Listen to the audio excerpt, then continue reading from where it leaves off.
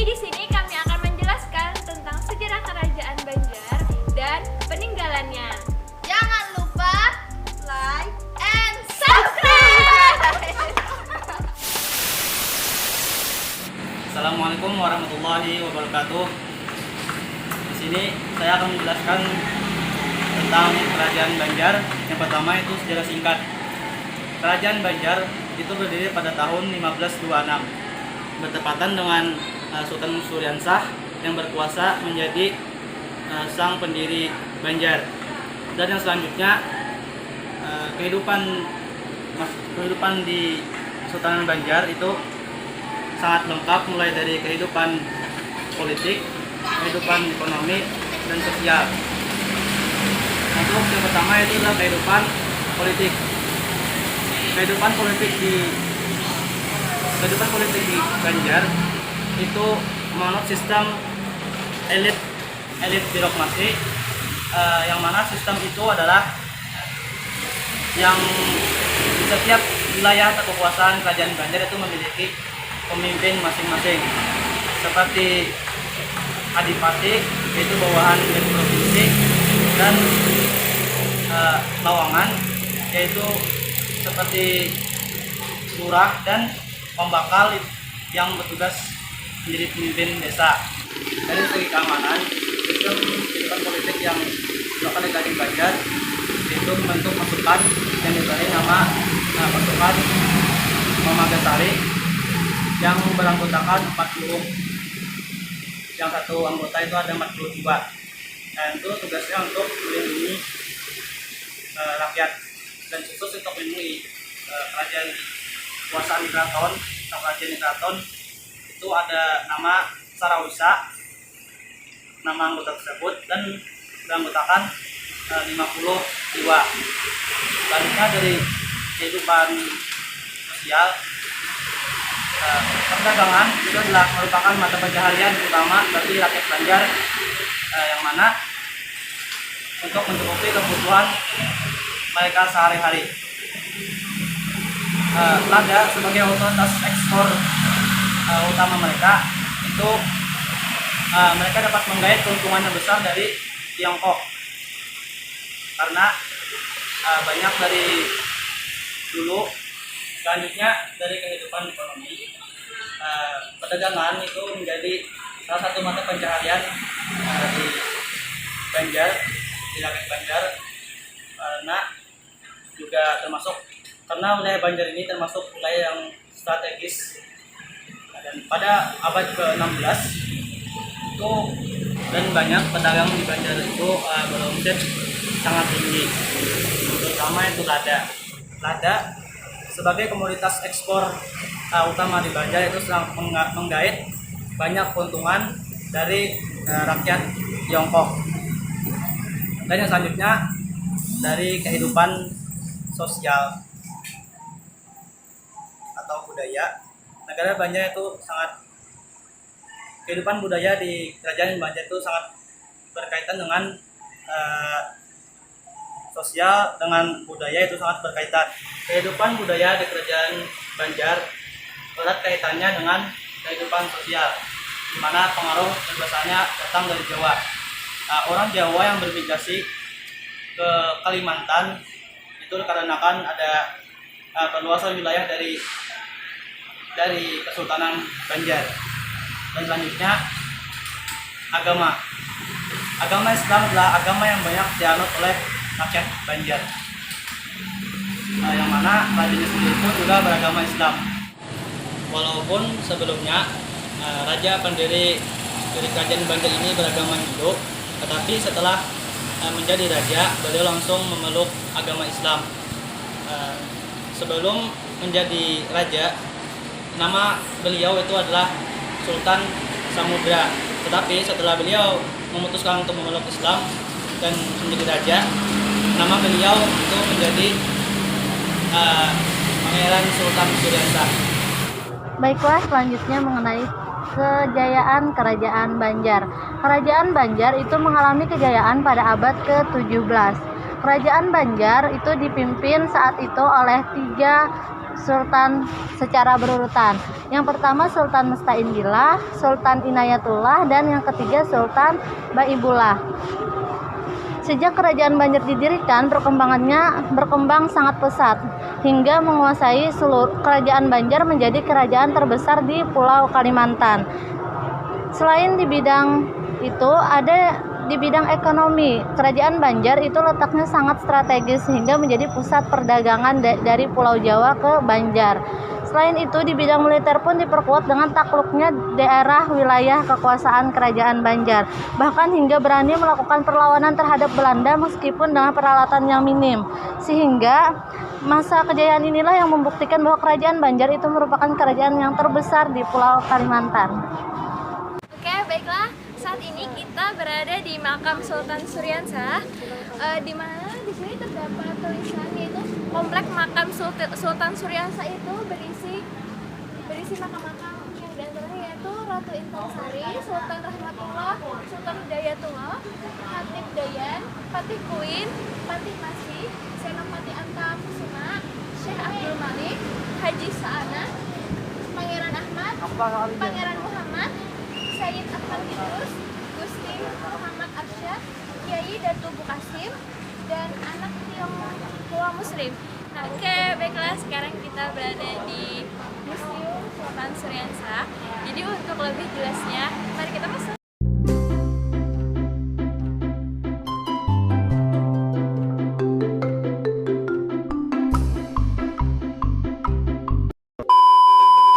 Di sini kita melihat ada peninggalan seperti halnya seperti keris dan sandal, dan kita bisa lihat di dalamnya ini ada bekas seperti celurit, keris, dan lain sebagainya.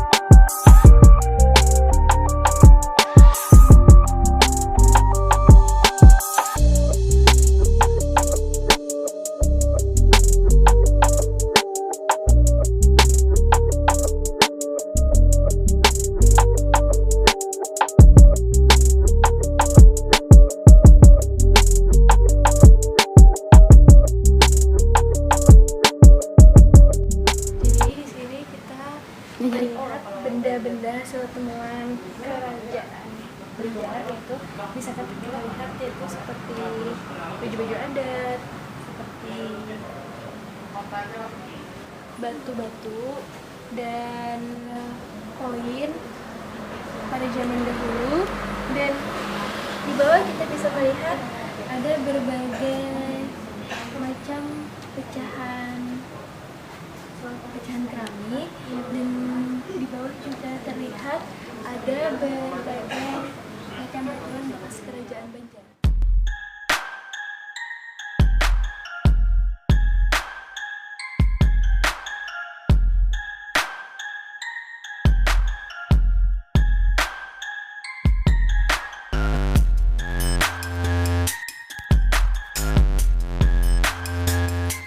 Sekarang kita berada di Masjid Sultan Suryansah, di mana masjid tersebut adalah masjid yang bersejarah yang berada di Pluit Utara Banjarmasin.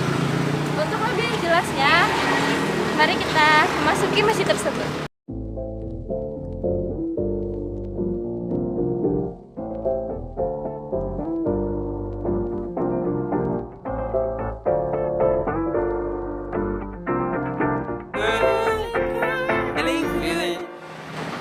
Jadi, filosofi tentang masjid yang ada di sini itu bentuknya menyerupai masjid yang ada di Kerajaan Demak. Jadi, arsitektur yang ada pada Kerajaan Demak tersebut dipengaruhi oleh arsitektur Jawa kuno, yaitu pada masa Kerajaan Hindu. Jadi, di Masjid Sultan Suryansah ini yang sangat membedakan dengan corak yang lainnya yaitu masjid ini memiliki atap yang sangat teruncing, dan di bagian lainnya yaitu seperti tiang-tiangnya itu memiliki ukiran-ukiran yang berbeda dengan masjid-masjid lainnya. Jadi Masjid Sultan Suryansah ini didirikan oleh Sultan Suryansah ketika pertama kali beliau masuk Islam, lalu beliau langsung mendirikan masjid tersebut. Pada awalnya beliau memiliki nama yaitu Pangeran Samudra, yang kemudian beliau masuk Islam dan berganti namanya menjadi Sultan Suryansah. Ketika beliau masuk Islam, beliau langsung mendirikan Masjid Sultan Suryansah ini. Jadi Masjid Sultan Suryansah ini didirikan selama 24 tahun. Dan masjid ini muat kira-kira sekitar 500 jamaah. Jadi dengan adanya peninggalan sejarah tentang Masjid Sultan Suryansah ini menandakan bahwasannya Kerajaan Banjar yang pertama kali rajanya itu adalah seorang muslim. Masjid ini telah mengalami 3 kali renovasi, namun masjid ini masih berdiri dengan sangat kokoh dan berwibawa seperti halnya Sultan Suryansah yang memiliki kriteria yang sangat berwibawa.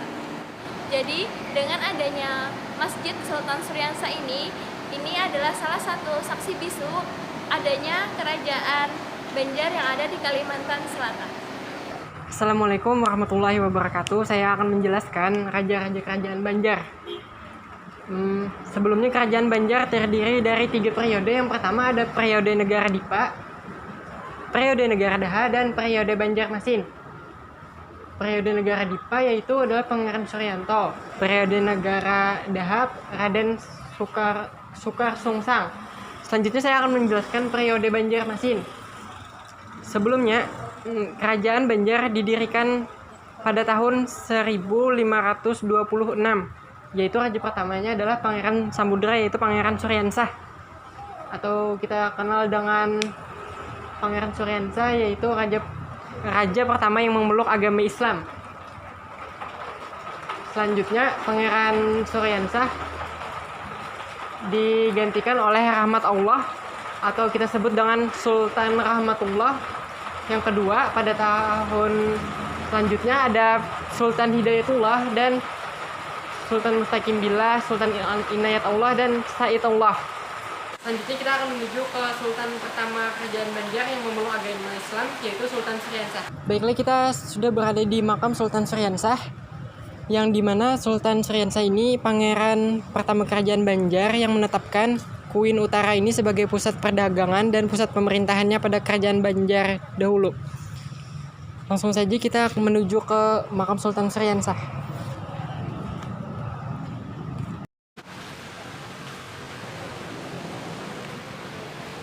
Ya, di sini ada makam Sultan Suryansah dan Ratu Sultan Suryansah, yaitu raja pertama kerajaan Banjar yang memerintah pada tahun 1526 sampai 1545 atau 1546. Dan kita di sebelah sana. Next, ikuti sini. Sedangkan di sini terdapat makam Sultan Kerajaan Banjar, raja kerajaan Banjar yang kedua dan ketiga, yaitu Sultan Rahmatullah dan Sultan Hidayatullah. Sultan Rahmatullah memerintah pada tahun 1546 sampai 1570 dan digantikan oleh Sultan Hidayatullah yang menyambung kekuasaannya pada 1570 sampai dengan 1595.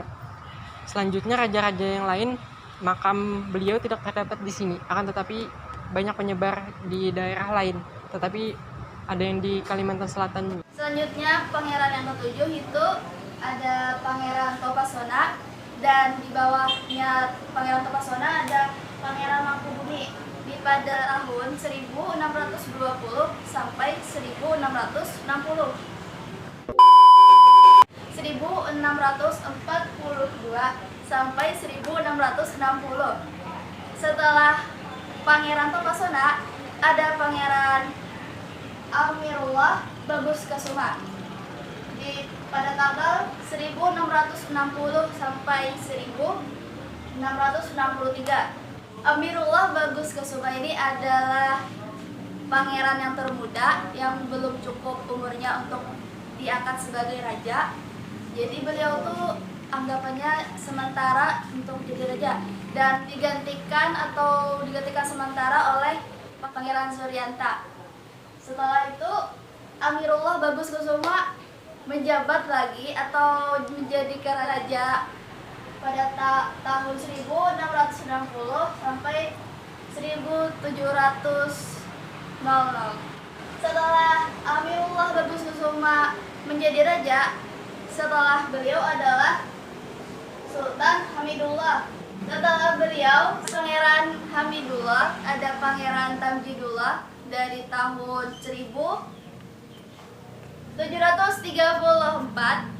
sampai 1759. Ya, sekarang saya ada di Barada Museum dari Pangeran Suryansah. Dan di sini ada foto-foto dari Pangeran Antasari, ada Pangeran Hidayatullah, dan ini adalah tipe-tipe bentuk rumah pada kerajaan Banjar. Terus masjid dan makam Surgi, Mufti, makam Penghulu Rashid, dan masjidnya Penghulu. Dan masih banyak lagi sejarah-sejarah yang ada di Banjar. Kemudian yaitu Sultan Sulaiman Al-Mutamimullah.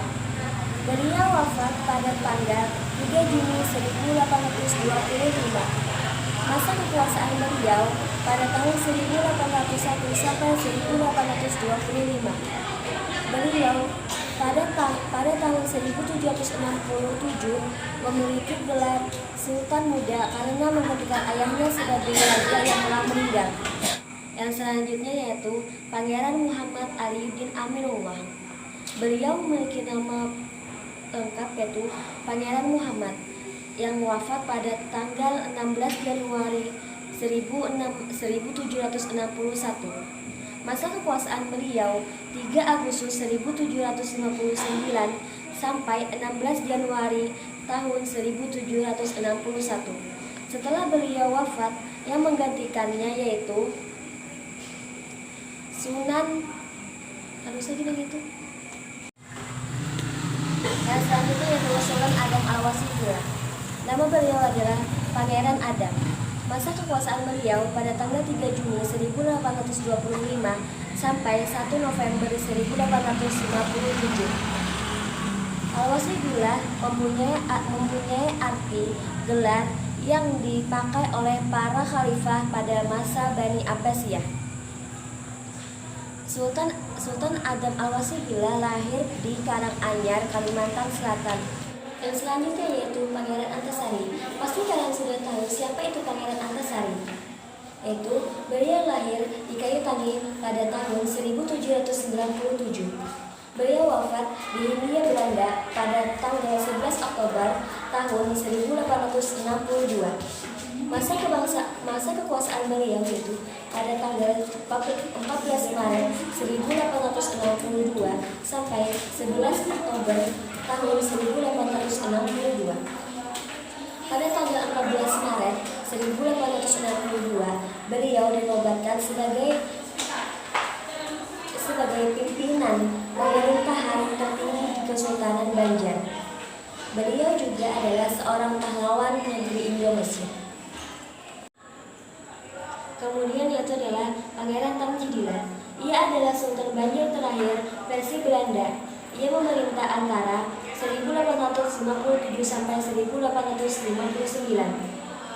Beliau memerintah pada saat itu hanya memiliki waktu 2 tahun karena pada saat itu bangsa Belanda sudah memasuki Indonesia, sehingga beliau turun karena ulah Belanda yang memfitnahnya. Setelah Pangeran Antasari wafat, maka kepemimpinan beliau digantikan oleh Sultan Muhammad Seman. Beliau adalah putra dari Pangeran Antasari. Sultan Muhammad Seman memiliki jiwa nasionalisme, sehingga dia memperkuat militer kerajaan untuk melawan bangsa Belanda, sehingga beliau gugur pada tahun 1905 di medan perang itu. Maka berakhirlah kerajaan Banjar.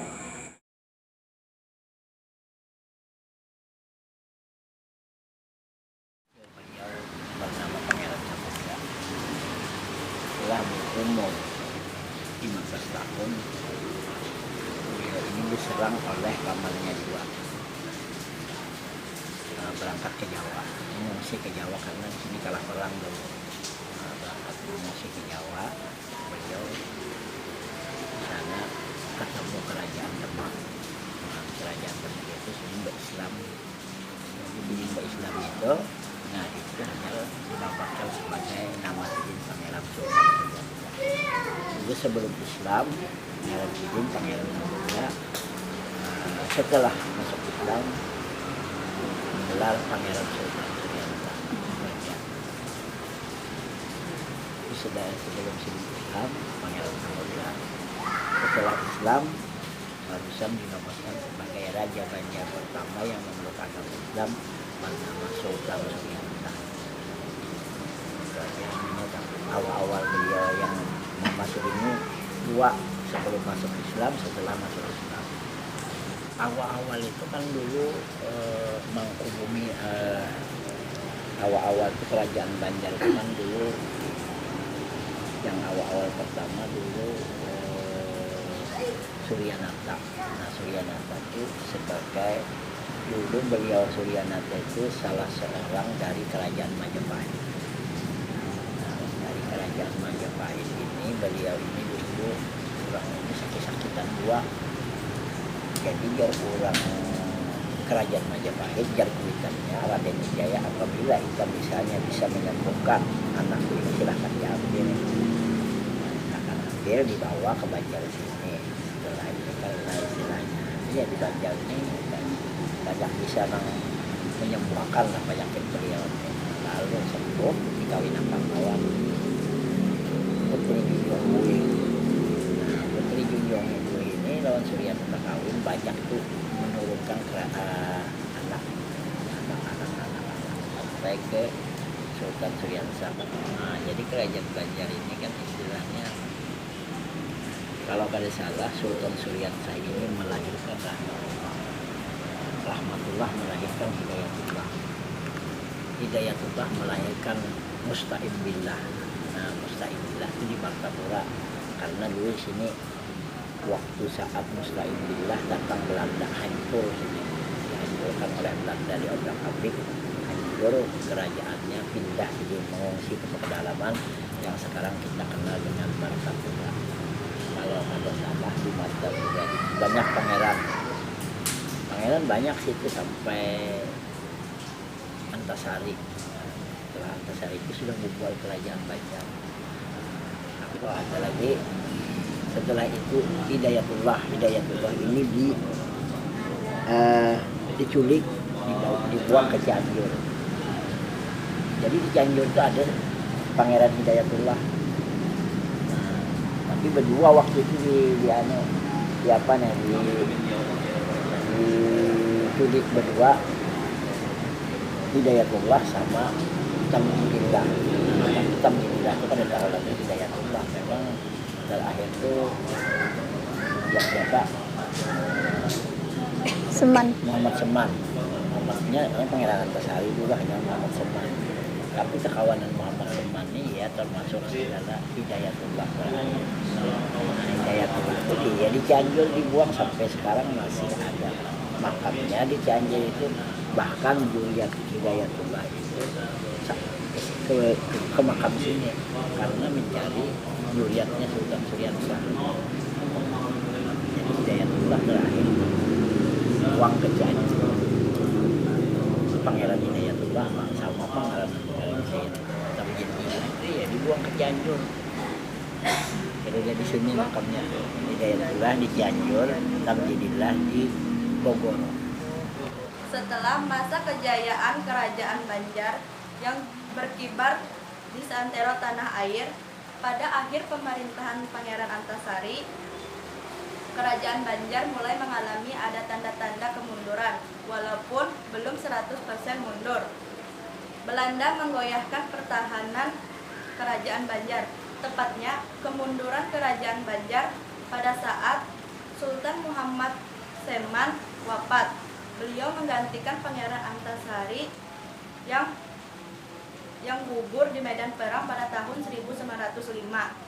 Belanda girang dan menggantikan Kerajaan Banjar dengan kekuasaan Belanda yang disebut atau bernama Residentie Zuider en Ooster Afdeling van Borneo.